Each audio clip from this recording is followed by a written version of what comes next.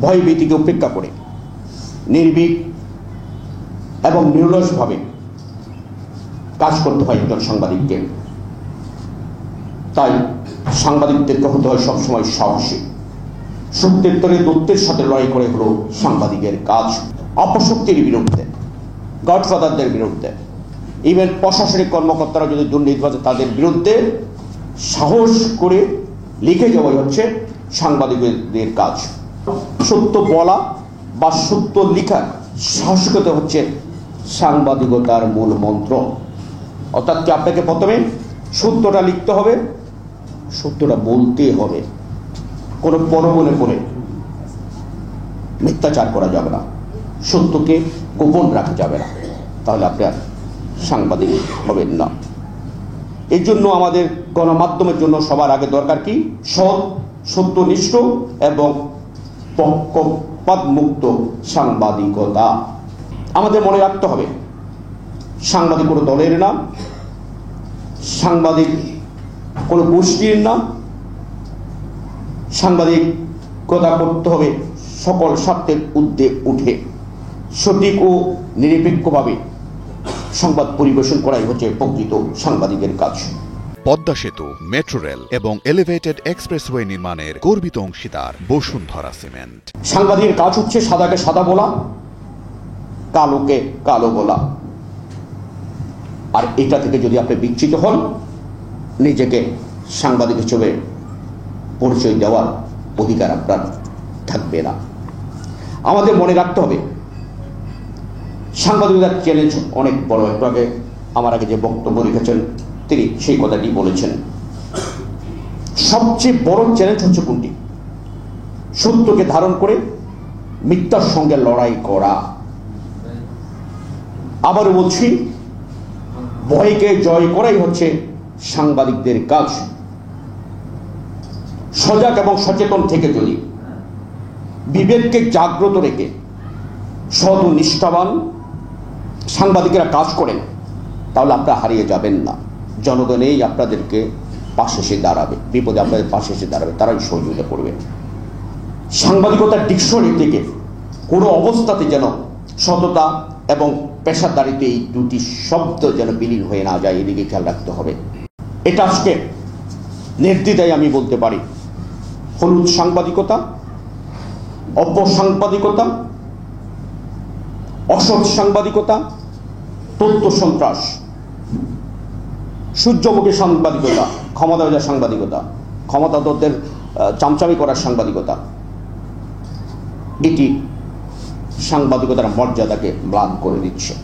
আরেকটা জিনিস আমরা পেয়েছিলাম গত 16 বছর, দলদাস সাংবাদিকতা।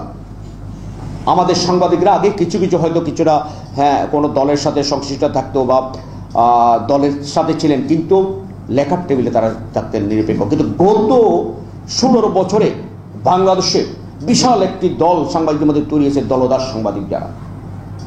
মনে রাখবেন, জনগণ দাসর সাংবাদিকতাকে মনে প্রাণে ঘৃণা করে বলে আজকে যারা দলদাস সাংবাদিকতা করেছেন তারা পালিয়ে গেছেন, অথবা পালানোর সময় তাদেরকে ধরে ধরে এনে জেলে ভরানো হয়েছে। একটা লোক কি তাদের পক্ষে কথা বলেছে? কেন বলেনি? আপনি আমি বলিনি, কারণ আপনি আমি তো মানুষের দেশে, আমরা কেউ দলদাস সাংবাদিকতা পছন্দ করি না, বরং জনগণ দলদাস সাংবাদিকতা ঘৃণা করে। অতীত থেকে গত 16 বছরের যে অবস্থা, 5 আগস্টের পরের এই ঘটনাগুলো থেকে আমাদের যারা এখানে আছেন আপনাদেরকে শিক্ষা নিতে হবে। আমি অনুরোধ করব, দলদাস সাংবাদিকতায় যাবেন না, হলুদ সাংবাদিকতা আপনারা করবেন না। বাংলাদেশের জনগণ, বাংলাদেশের বিশ্বের জনগণই কখনো আমাদের সাংবাদিকদের, সম্পাদকদের অসহায় আত্মসমর্পণকে পছন্দ করে না। দুর্ভাগ্য হলো সত্য, গত 17 বছর ধরে এই দেশের গণমাধ্যমগুলো মালিকরা, সম্পাদকরা অসহায় আত্মসমর্পণ করে বসেছিলেন। সত্য কি লিখেছেন? গুমের কথা কি লিখেছেন? পুলিশ থেকে একটা বিবৃতি দিয়ে দিছে, ক্রস ফায়ার ওখানে পালাচ্ছিল, তখন ক্রস ফায়ারে মারা গেছে, গুলিতে মারা গেছেন। সত্যটা তো আমরা উদ্ঘাটন করিনি, আমরা জানি, উদ্ঘাটনের চেষ্টাও করিনি। এটা হচ্ছে অসহায় আত্মসমর্পণ। আয়নাঘরের নিউজ, বিদেশি পত্রিকা আমাদের পড়তে হয়েছে। কেন আমার বাংলাদেশের সাংবাদিক নেই? তারা কি জানতেন না? একটা শব্দ টয়নাগর নিয়ে লেখা হয়নি, অথচ বিদেশি পত্রিকায় বিদেশি টিভিতে সেটা দেখানোর পরে আন্তর্জাতিক পুরস্কারও তারা পেয়েছে। এটা হয়েছে দলদাসগিরির কারণে সাংবাদিকদের এবং আমাদের মালিক সম্পাদকদের অসহায় আত্মসমর্পণের কারণে। এখান থেকে আমাদের শিক্ষা নেওয়ার সময় এসেছে যে আমাদের মব জাস্টিস, এখনো গণমাধ্যমে মব জাস্টিসের সাংবাদিকদের ক্ষেত্রে সবাইকে দোষারোপ করলে হবে না। মালিকরা যা চায় তার বাইরে কি সংবাদকর্মীদের বেশিরভাগ ক্ষেত্রে যারা অতি উৎসাহী ছিলেন দলদাস সাংবাদিকদের বাইরে বলি কাজ করার কোনো সুযোগ ছিল? এখনো কি আছে?